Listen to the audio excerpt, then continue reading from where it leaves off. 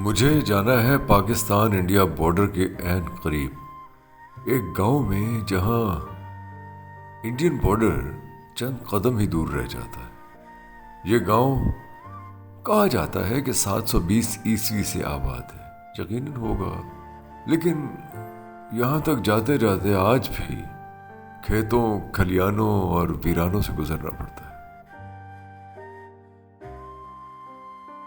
आप तसव्वुर कीजिए कि लाहौर जैसे शहर में अभी खेत खलियान भी हैं और वीराने भी हैं। अगर किसी बड़े शहर में वीराना नसीब हो जाए तो इससे अच्छी बात और क्या हो सकती है, वरना आजकल वीराने तो सिर्फ कब्रिस्तान ही में मिलते हैं। यार कमर जी सर, यही रास्ता है, रिंग रोड से जाने की जरूरत ही क्या थी। अगर आपको पठाना गाँव उधर से जाते जो सीधा बरकी रोड जा रहे हैं बाहर से शहर की तरफ से। सर ये इजी था, रश की वजह से मैंने यहाँ से कहा था। रश के ठीक है, लेकिन रास्ता भी तो पता हो ना। सर मैप लगाया पर मैप भी अभी बता ही रहा है। मैप पे क्या आ रहा है रशीद, मैप पे क्या आ रहा है? सर मैप तो घुमाए जा रहा है, ये देखें। इंडिया तो नहीं ले जाएगा किधरे, पता नहीं, उससे आगे इंडिया शुरू हो जाता है। पठाना आखिरी गाँव है पाकिस्तान का। मुझे बहरहाल कमर मुराद साहब एक नए रास्ते यानी रिंग रोड से बरकी रोड और बरकी रोड से देवसानी गांव ले जा रहे हैं। मैं कभी पहले वहां नहीं गया, सिर्फ सुना है। ये रिंग रोड है जिसपे हम रवा दवा हैं। हमारे ज्यादातर व्यूअर्स क्योंकि लाहौर से बाहर रहते हैं, इसलिए उनके लिए ये तफसीलात जरूरी है कि हम कहाँ फिर रहे हैं, क्या कर रहे हैं, किससे मिल रहे हैं, ताकि वो लाहौर से रिलेट कर सके। इस आखिरी गांव में एक हवेली है और एक गुरुद्वारा। कहते हैं मुगल दौर की बनी हुई है ये शानदार हवेली, जिसे सिखों ने अपने फन से जिला बख्शी थी। लाहौर से इंडिया जाते हुए आखिरी गांव अमृतसर और लाहौर के वस्त में पठाना गांव। साइन बोर्ड लगे हैं, लेकिन फिर भी रिंग रोड से उतरते हुए भूल चूक हो ही जाती है। सर यहाँ से नीचे उतरना है। यहाँ से उतरे भट्टा चौक है। जी जी, यहाँ से ही गाजी रोड भट्टा चौक। जाओ ही जाओ, थले रहो। बहन लाए तो सारी उम्र सड़क ही कदे खत्म नहीं सी होनी। ट्रैफिक के इज्तिहाम से बचने की खातिर रिंग रोड इस्तेमाल करते हैं और एक गलत मोड़ फिर वहीं ला खड़ा करता है जहां से आपने सफर शुरू किया होता है। बरकी रोड किधर है? बरकी रोड पठाने गाँव जाना है। सामने आगे जरा चौक है, चौक से सजे मुड़ जाना, आगे दो चौक चार के आगे इशारा है, इशारे तो कब्बे मुड़ जाना, आगे चले जाएगा बरकी रोड पे चढ़ जाएगा, थोड़ा आगे जाना बीएनबी ला आगे पढ़ाना पे। ठीक है सर, थैंक यू सर सीटें लगी है। हाँ एक सेकंड। इसीलिए मैं सारी जिंदगी अंधे मोड़ काटने से डरता रहा हूं। हालांकि हकीकत यह है कि अंधे मोड़ ही हसीन लम्हात बदियत करते हैं। यही सड़क है, पहचान ले भाई, पहचान ले। नहीं है, वो सीधी सीधी थी, सीधी से मोड़ था यार। फिर उसके बाद नीचे उतर के फिर आगे से सीधी है। मतलब यहाँ से नहीं गए आप? नहीं सर, यही एक सड़क है, अगर आप रिंग रोड से आए हो तो यहीं से गए होगे। क्या करें यार, पहली बार आ रहा हूँ। नहीं अब इस पे ट्रस्ट करें, उस पे ट्रस्ट करें, मुझे बताने वाला है। मेरे ख्याल से नेविगेशन पे, क्योंकि कोई भी सड़क इतनी सीधी नहीं है कि जितना ये सीधा बता। यूटर्न है तो उसमें भी, पर ऐसे नहीं थे। शौक और जुस्तजू में इंसान कई अंधे मोड़ बगैर सोचे मुड़ जाता है। सर अमरूदा ने दी गल सुनी सी? रेडी आ नहीं सर, वो जो साइकिल ते खलोता सी, नहीं की कहना है? कहता सर सिट्टे दे नाल बाल ना खा जाना। अपने छुट्टे तो बाल के अपने बस सर लंघदे उन्हें कहता। डबल मीनिंग कर रहा। जैसे हसन कोज़गर में राशिद कहते हैं, मैं तुझको पाने की, खुद को पाने की आरज़ू में निकल पड़ा था। उस एक मुमकिन की जुस्तजू में जो तू है मैं हूं।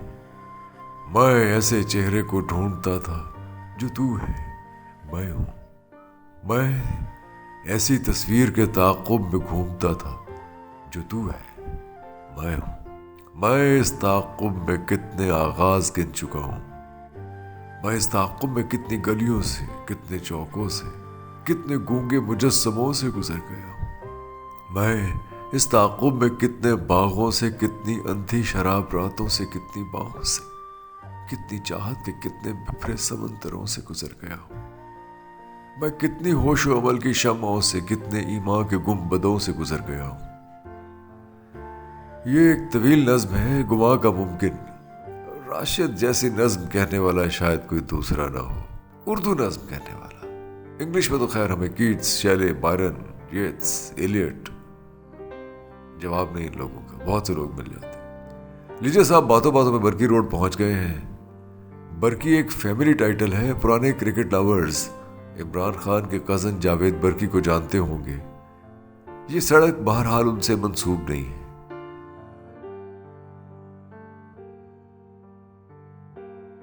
अरे मुझे एक माजरत भी करना थी आपसे। रविंद्रनाथ टैगोर वाली वीडियो में मैंने उनके इदारे का नाम शांति निकेतन की बजाय शांति निकेतन बोला। मैं बहुत माजरत खा हूँ। तकदीस ज़ारा साहबा ने दुरुस्त तलफ़ुज़ लिखकर भेजा। दरअसल मैंने गौर नहीं किया और इंग्लिश में शांति निकेतन पढ़ा और उसको निकेतन ही कहता रहा, हालांकि यह है शांति निकेतन। उम्मीद है आप चश्मपोशी करेंगे, मेरी इस गलती को माफ़ करेंगे। रिंग रोड छोड़ तो दी, लेकिन रास्ता पूछना ही पड़ेगा। यार बढ़ाना कितने बढ़ाना गंदी रोई पाया। गंदी रोई? हाँ पुल आ गया। पुल तो खबे है। हाँ जी। अच्छा बढ़ाना ही है सारा।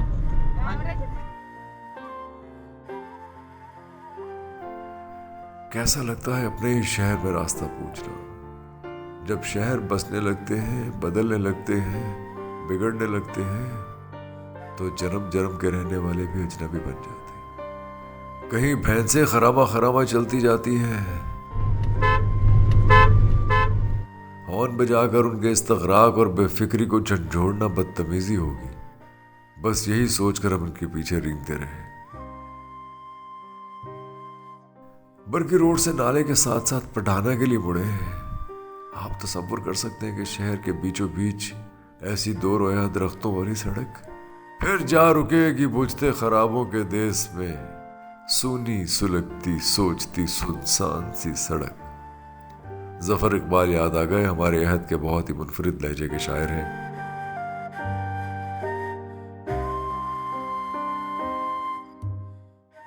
आप सोच सकते हैं शहर लाहौर में धान की फसलों का लहलहाता झूमता हुआ मंजर, ताहद्दे नजर चावल के खेत किसी अटकेलियां करती दोशीजा की तरह से नाचते हैं। मुझे फैज याद आ गए। ये हसी खेत फटा पड़ता है जोबन जन का, किस लिए इनमें फकत फूक उगा करती है। पटाने जाना यही खड़े जब कितने मोड़ जाएगा ना कौन सी थी पटाने नहीं यार, मैं किधर मुड़ना भी है? यही मोड़ जान के अच्छा बस जिधर सड़क जा रही है उधर ही जाना है। जी सीधी पटाने पे जाएंगे, ये सीधी जाएगी बस फिर सर ये वही आ गया ना कि सीधी सीधी है, बस मोड़ है। यहाँ एक किसान जोड़ा खड़ा है, बता रहे हैं कि पढ़ाना को ही रास्ता जाता है। दो रोया दरख्तों से लदी सड़क पर रोशनी पत्तों से छिपकर आती है। शहर में ऐसी सड़क अय्याशी है लाहौरियों के लिए, लेकिन मुझे डर है आबादी का इफरीत इस मंजर को भी निगल जाएगा।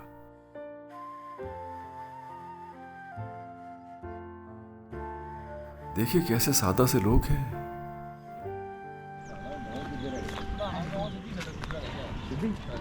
यार सालों को 1.5 घंटा हो गया सड़क पे चढ़े, पढ़ाना नहीं आ रहे। सिर्फ 10 मिनट का रहा है, 10 मिनट। अच्छा बीआरबी केड़े पासे ਉਹ ਤੇ ਪਿੱਛੇ ਤੁਸੀਂ ਕ੍ਰਾਸ ਕਰਕੇ ਨਹੀਂ ਦੇ ਆਏ, ਕਿੱਧਰ ਦੀ ਆਏ ਜੀ? ਅਸੀਂ बरकी वालों। ਤੇ ਬਰਕੀ ਤੋਂ ਪੁਲ ਪਾਰ ਕੀਤਾ ਜੇ ਬਰਕੀ ਚ एंटर ਹੋਏ जे। हाँ अच्छा, जहाँ से हमने लेफ्ट लिया था नहर में वो देखती थी सर वो चौड़ी। बीआरबी है। वो है वो बीआरबी है और ये हम इस तरफ आ गए हैं। ਇਹ ਨਾਲ ਆ ਗਏ। ਹਾਂਜੀ ਅੱਜ ਜੋ ਪਿੰਡ ਜੋ ਪੜੋਗੇ ਨਾ ਜਿਹਨੂੰ ਮਰਜ਼ੀ ਬੋਲੇ ਵੀ ਪੜਾਣੇ ਜਾਣਾ ਤੁਹਾਨੂੰ ਆਪੀ ਦਾ ਉਹ ਆਖਣਾ ਪਿੰਡ ਤੋਂ ਬਾਹਰ ਦੇ ਨਾਲ ਨੇ ਪੜਾਣਾ ਆਪੀ ਆਏ ਨੇ ਸਿੱਧਾ ਹੀ ਜਾਣਾ। आहो गूगल ते लगा, लेकिन ऐसे क्या पता है गूगल सानू भूल ही गया है। भैंसें नाले में कहीं मस्तियां कर रही हैं और ये बैठे इंतजार कर रहे हैं उनके नहाने का। कम्मा मत मारी महंगाई उठन देनी लहर गाड़ी है। माशाल्लाह एलिए मजा रखे हुए ने तुसी। ਇਹ ਬੱਚੇ ਦਾ ਖਰਚਾ ਬੜਾ ਕਿੰਨਾ। पराली तो वो नहीं लोकी चुकन देंदी। खाल वांडो हाथ नहीं लगना, बत्ती वाले वो लै लत्ते ने केड़े पासे जाइए। ਤੇ ਮੱਝਾਂ ਵੀ ਤਾਂ ਦੁੱਧ ਦਿੰਦੀਆਂ ਨੇ ਤੇ ਨਾ ਦੇਣੀਆਂ ਲੱਗੇ ਗੜਵੀ ਦੁੱਧ ਨਹੀਂ ਹੁਣ ਇੱਕ ਮੈਂ ਮਨ ਪੱਠੇ ਖਾਣੀ ਤੇ ਗੜਵੀ ਦੁੱਧ ਦਾ ਕੀ ਕਰੂ ਹੁਣ ਆਪਾਂ 4 ਬੰਦੇ ਖੜੇ ਆ ਚਾਹੋਂ ਬੰਦੇ 2 ਬੰਦੇ ਕੰਮ ਵਾਲੇ 2 ਨਿਕੰਮੇ ਤੋਂ ਉਹਨਾਂ ਦਾ ਅਸਰ ਉਹਨਾਂ ਤੇ ਪੈਣਾ ਤੁਹਾਡੇ ਤਿੰਨਾਂ ਚ ਤਾਂ ਕੋਈ ਨਕਮਾ ਨਹੀਂ ਨਾ ਹੈਗਾ ਨਹੀਂ ਸਾਡੇ ਤੇ 12-13 ਮਹੀਨੇ 12-13 ਮਈ ਜਾਏ ਨੇ ਹੁਣ 2 ਮੇਰੀਆਂ 4 ਭੱਜੀਆਂ एक खुशगवार थकान जैसी सड़क खुलती चली जाती है, जैसे कम मुद्दत विसाल में आशिक के दिल का हाल तेरा देती है किसी अचानक अपनाई हुई बेरुखी की तरह, और जा मिलती है किसी और तवील रास्ते से जो पाकिस्तान और भारत के बॉर्डर से जा मिलेगा। यार पढ़ाने यहीं जा रहे हैं कितने का गेग है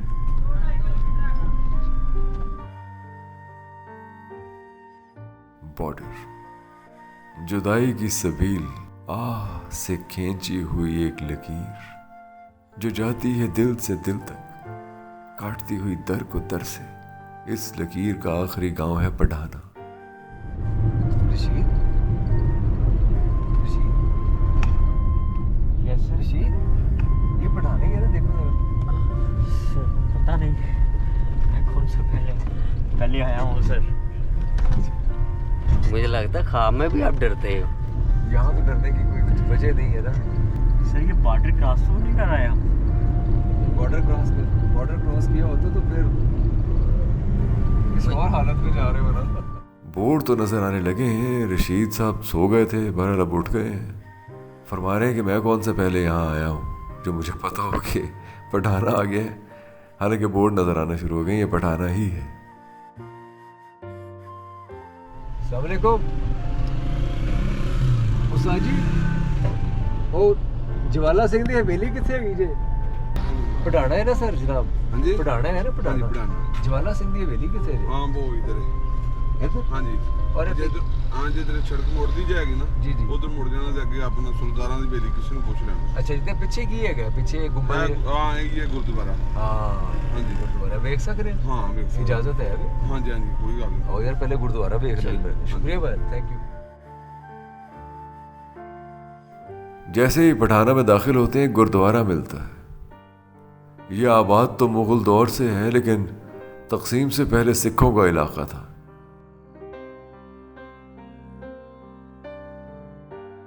इसीलिए यह गुरुद्वारा भी है और गांव में जगह जगह नानकशाही ईंट की बनी हुई दीवारें भी। कभी यह गुरुद्वारा भी बहुत वसी व अरीज था। ये देखिए गुरमुखी में कुछ लिखा है, बहुत सी तख्तियां लगी हैं। मैं तो गुरमुखी पढ़ नहीं सकता, हालांकि ये मेरी अपनी ज़बान है, लेकिन रस्मुल ख़त के फ़र्क ने इसे मेरे लिए अजनबी बना दिया है। इंसान की मादरी ज़बान से ज़्यादा अपनाइयत कहाँ होगी, लेकिन देखिए मीडियम के फ़र्क ने कैसे मुझे अपनी ज़बान से दूर कर दिया है। जैसे बॉर्डर पर तनी अना की लकीर ने मुझे एहसास व करम के कई रिश्तों से दूर कर दिया।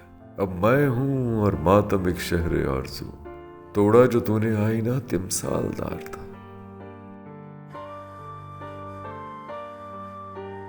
बहुत देर मैं इस गुरुद्वारे में फिरता रहा, शिकस्ता हाल गुरुद्वारा, जहाँ कभी सुबह सवेरे ग्रंथ साहब का पाठ पढ़ाया जाता था और सुनने वाले मुश्ताक निगाहों से उन दरो दीवार को अकीदत की लौ से पढ़ते थे। तय दर तय बना ऊपरी गुंबद एक शान बेनियाजी से मौजूद है, लेकिन यूं जैसे हिजर ने निढाल कर दिया। आस के टूटे बंधन ने उम्मीद के रंग छीन लिए हो। इस गुरुद्वारे में रहने वालों की अकीदत ईंट और पत्थर के किसी और ढांचे से, किसी और बिल्डिंग से, किसी और इमारत से, किसी और डिज़ाइन से, किसी और तर्ज तामीर से होगी। इसीलिए ये दरो दीवार इनके लिए महज इस्तेमाल की कोई जगह रह गए, ना कि अकीदत की कोई शबीह जिस पर माथा टेक कर इंसान इज्ज से सरशार होता है। इस गुरुद्वारे पर वर्ल्ड सिटी अथॉरिटी को नजर करम करनी चाहिए, इसे असल हालत में बहाल होना चाहिए। हमारे कुछ व्यूअर्स ये सवाल उठाते हैं कि गुरुद्वारे और मंदिर ही क्यों? भाई ये हमारा असासा है। हम बार बार बताएंगे कि ये हमारा हेरिटेज है, इस खित्ते का हेरिटेज है। आप ये देखिए कि भारत में मुसलमानों के या किसी भी और कम्युनिटी के माबदों को कितनी हिफाजत से रखा गया है, उनकी यादगारों को कितनी हिफाजत से रखा गया है। आप अकीदत, एहतराम और इंसानियत को बालाए ताक भी रख दें तो मईशत का ही ख्याल कीजिए। इंडिया अगर अपनी सयाहत से 69% कमाता है तो हम उसका 1% कमाते हैं। हम भूख, अफलास और गुर्बत दूर करने की बात कर रहे हैं। अकीदत और एहतराम और इंसानियत को आप छोड़ भी दें तो भूख से तो भाग नहीं सकते। गुरुद्वारे से निकले तो एक बाजार से गुजरते कुछ घरों के बीच हवेली ज्वाला सिंह के आसार दिखाई दिए। केयर टेकर साहब से हवेली दिखाने की फरमाइश की तो उन्होंने फौरन कबूल कर ली। मैं थोड़ा हैरान भी हुआ, लेकिन मेरी हैरानी जल्द ही दूर हो गई।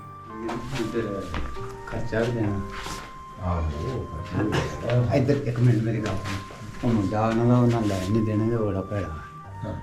मैं पहले दे दो थोड़े 500,000 थोड़ा यार खर्चा दो यार। लोग आते जाते होंगे इस मिटे मिटे से शाहकार को देखने के लिए, जो अब इबरत का निशान ज्यादा नजर आता है। अंदर गाय भैंसे बंधी हैं, चारा काटने का आरा धरा है। दालान में खड़ा बुझे बुझे नक्शो निगार देखता हूँ, गहनाए गहनाए से आसार देखता हूँ। भारी सुतूनों की एक कत्तार है जिस पर उस्तवार है सफीना गमे दिल, आरज़ुओं के महल, कैफो मस्ती के दरो बाम। कुछ रुपयों के लिए मचलता केयर टेकर। ये दुबला पत्ता केयर टेकर इस हवेली का नहीं, इसमें बंधी गाय भैंसों का है।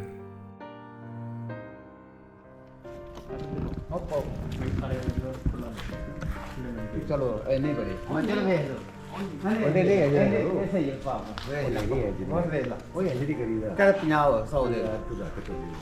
फिर भी रोला वो आ गए ना तो फिर उन्होंने यह भी नहीं लैन देने, पता जी ना ਕੰਮ ਕਰ ਲੈਂਦੇ यार ਵੇਖ ਲੈ 1000 ਲੈਨੇ ਹਾਂ ਇੱਥੇ ਵੇਦੀ ਵੇਖਣ ਦਾ। ਅਸੀਂ ਫੋਟੋਆਂ ਖਿੱਚਣ ਆਏ ਹਾਂ ਬਸ। ਠੀਕ ਹੈ। ऊपर जाते हैं शिकस्ता किंगरे देखने। मुश्किल से एक पांव रखने की जगह है इस दीवार पे। कहते हैं ये हवेली मुगल दौर की है। मैं ਤੁਹਾਨੂੰ ਸਿਰਫ ਚੁੱਕ ਕੇ ਐਸੀ ਦਿਖਾਈ ਹੈ ਕਿ ਐਸ ਇੱਟ ਦੀ ਬਣੀ ਹਵੇਲੀ ਸੀ ਤੇ ਇੱਟਾਂ ਨਿਕਲ ਗਈਆਂ ਨੇ ਵਿੱਚੋਂ। ਲੇਕਿਨ ਤੁਹਾਡਾ ਇੱਟ ਚੁੱਕਣਾ ਤੇ ਵਜ਼ੀਰਾਬਾਦ ਚੌਕੀ ਦਾ ਦੁਬਾਰਾ ਬਣਨਾ ਹਾਂ ਇਹ ਇੱਕ ਸੀ ਤੇ ਇਸ ਵਜ੍ਹਾ ਤੋਂ ਮੈਨੂੰ ਖੁਸ਼ੀ ਹੋਈ ਤੁਸੀਂ ਇੱਟ ਚੁੱਕੀ ਇਹ ਵੀ ਸ਼ਾਇਦ ਦੁਬਾਰਾ ਰੈਨੋਵੇਟ ਹੋ ਜਾਏ। ਹੈਲੋ ਜੀ, ਇਹ ਜੇ ਅਰਬਾਬੇ ਇਕਤਦਾਰ ਸੁਣ ਰਹੇ ਨੇ ਤੇ ਹਵੇਲੀ ਜਵਾਲਾ ਸਿੰਘ ਬੜੀ ਜ਼ਬਰਦਸਤ ਹਵੇਲੀ ਹੈ। ਇਹਨੂੰ ज़रा तज़ीने नौ की जाए यदि वो वॉर सिटी वालों को दे ना, वो फ़ौरन इसको बड़ा अच्छे तरीके से खूबसूरत सा बना देंगे। ऐसे भारी सुतून हमें हवेली आसिफ जहाँ में मिले थे, जो बाद में हवेली ध्यान सिंह कहलाई थी। लेकिन यहाँ तराशे हुए पत्थरों का मसीहा कोई नहीं। नीचे झांकता हूं तो अब भी उन ताकचों पर दिए जलते और उन दियों की रोशनी में रेशमी कपड़ों की सरसराहट सुनाई देती। दीवारों पर मध्यम नक्श देखता हूं, अनवाओ अक़साम के मुगलई और फिर पंजाबी खानों की बढ़ती हुई तश्तरियां, बच्चों की कुलकारियां।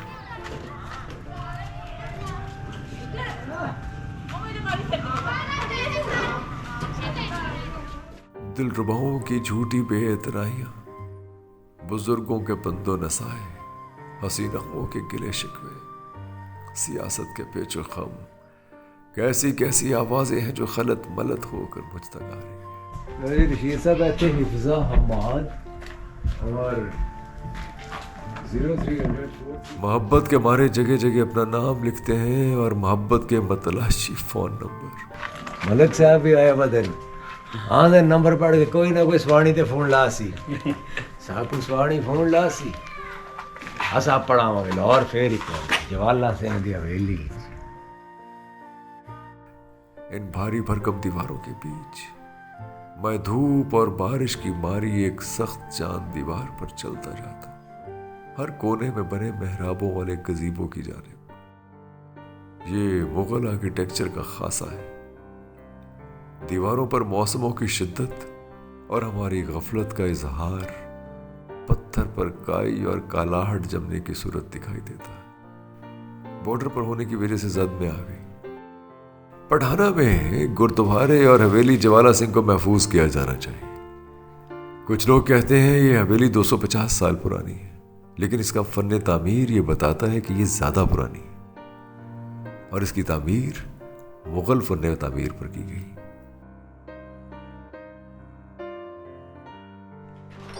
ਮੁੰਡਾ ਉਹਨਾਂ ਦਾ ਭਾਰ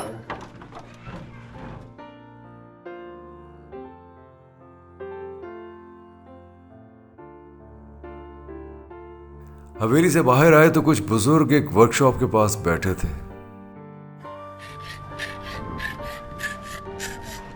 तो बचपन तो देखते होंगे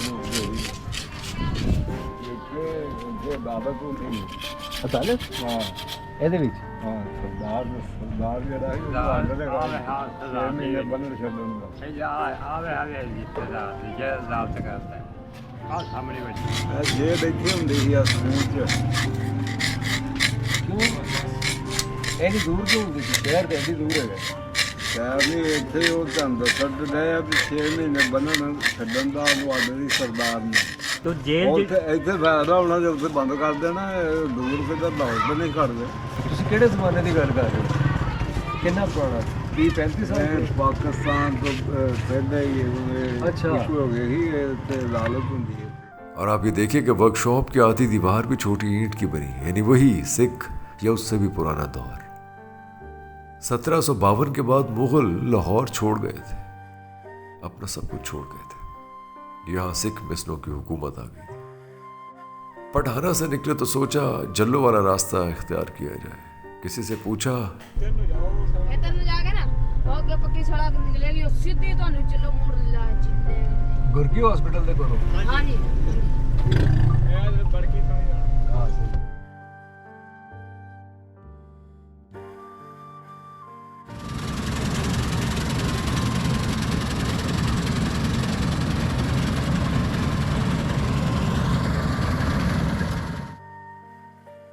और फिर खेतों के बीच एक लंबी सी सड़क पर गाड़ी भगा दी।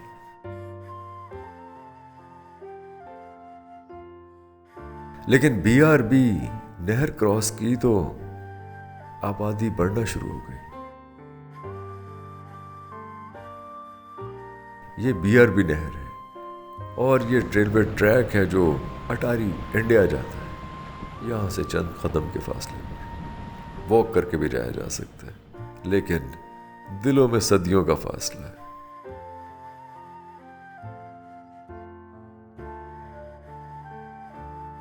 वही आबादी इतनी बढ़ गई है कि जहां कभी गाड़ी तन्हा सड़क पर फर्राटे भरती जाती थी, अब पांव रखना मुश्किल हो रहा है। मुझे पहुंचना है अदीम हाशमी साहब की रिसिटेशन सुनने के लिए अली इंस्टीट्यूट, और भूख भी सता रही है, शाम का झुटपटा भी है। दो कुर्सियां मिल जाए यहाँ बैठ जाएंगे, चाय और पराठे का मजा आ जाएगा जरा।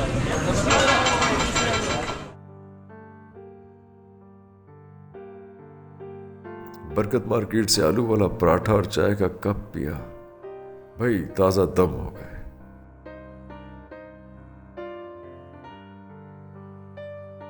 भागम भाग अली इंस्टीट्यूट पहुंचा।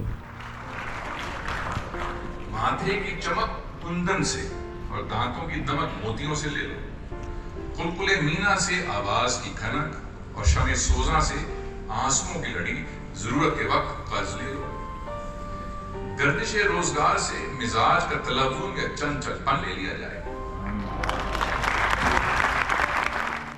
क्या अच्छा तलफ़्फ़ुज़ है हाशमी साहब का, और क्यों ना हो। अदील हाशमी जनाब फैज़ अहमद फैज़ के नवासे हैं, बहुत बाज़ौक़ आदमी है। फैज साहब को बिला लाइसेंस के रेडियो रखने के जुर्म में समन भेज के अदालत बुला लिया, और जब ये गए तो कहा कि माफ़ कीजिए, मैं आपका न्याज हासिल करने के लिए बुलाता हूँ आपको, किसी दिन घर आइए, खाना खाइए और गज़लें सुनाइए। तो हमारे साथ हुआ है, लेकिन 100% ऐसे नहीं जैसे फैज साहब के साथ हुआ है। तो हमें जब लाइसेंस के रखे बगैर का रेडियो का हमें बे लाइसेंस रेडियो रखने के सिलसिले में जब समन आया तो हमने खुद मजिस्ट्रेट को फ़ोन कर दिया कि भाई इस तकल्लुफ़ की क्या ज़रूरत थी, हम तो खुद ही खाना खाने को तैयार थे और आप कलाम भी सुना देते हैं। मुझे नज़ीर अकबर आबादी वाली नज़्म बहुत अच्छी लगी। मैंने कभी सुनी नहीं, कभी पढ़ी नहीं है। चाहूँगा अदील हाशमी साहब मुझे मरहमत फरमाएं ताकि इस्तिफादा कर सकूँ ऐसी शानदार नज़्म से। हॉल से निकले तो बाहर कुछ नाजरीन मिल गए बालवाला के।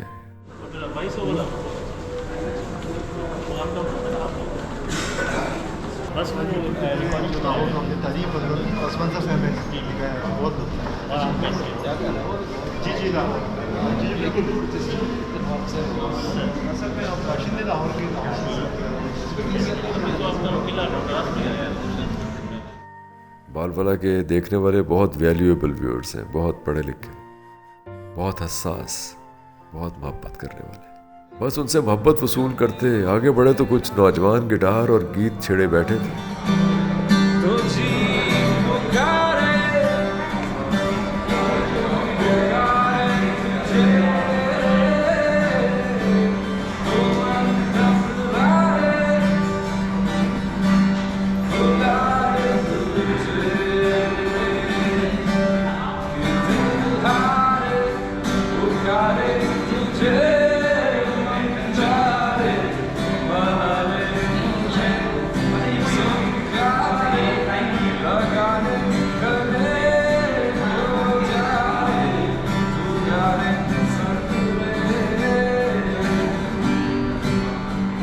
लाहौर है, यहाँ तफरीह का हर रंग मिलता है। हमारे साथ रहिए, अपने कमेंट कीजिए, राय दीजिए। आपके कमेंट्स, आपकी राय हमारे लिए बहुत मुकद्दम है।